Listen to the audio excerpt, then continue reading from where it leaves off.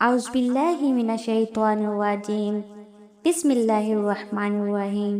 محترم ناظرین کرام، السلام علیکم ورحمۃ اللہ وبرکاتہ۔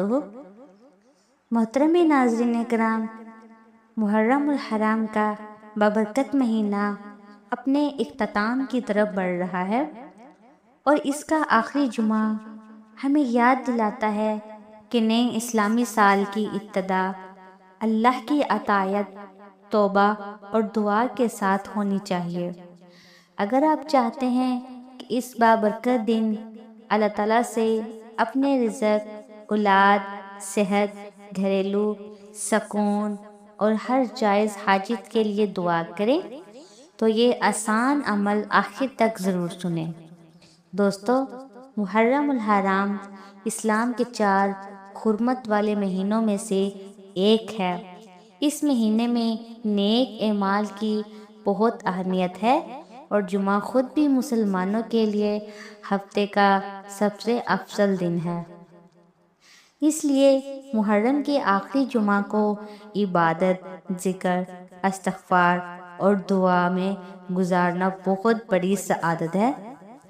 البتہ آئیے اب ہم عمل سنتے ہیں۔ جمعے کے دن باوضو ہو کر کسی پرسکون جگہ بیٹھ جائیں۔ سب سے پہلے نمبر پر آپ نے درود ابراہیمی پڑھنے ہیں۔ اس کے بعد 100 مرتبہ استغفر اللہ و اتوب الیہ پڑھیں۔ پھر 100 مرتبہ لا الہ الا اللہ وحدہ لا شریک لہ لہ الملک و لہ الحمد وہو علی کل شیء قدیر پڑھیں۔ آخر میں دوبارہ 3 مرتبہ درود ابراہیمی پڑھیں۔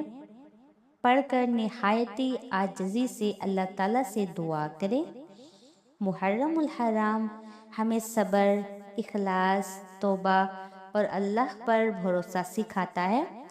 اس بابرکت مہینے کے آخری جمعہ پر اپنے گناہوں کی معافی مانگیں، اپنے والدین، اولاد، اہل خانہ اور پوری امت مسلمہ کے لیے دعا کریں۔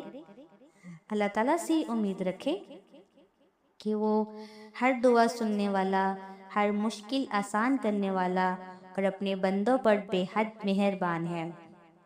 محترم ناظرین کرام، دعا ہے کہ اللہ تعالیٰ میرا سنانا اور آپ کا سننا اپنی پاک بارگاہ الہی میں قبول و منظور فرمائے۔ جو مانگا مقدر فرمائے، جو نہیں مانگ سکے بن مانگے عطا فرمائے۔ آمین ثم آمین۔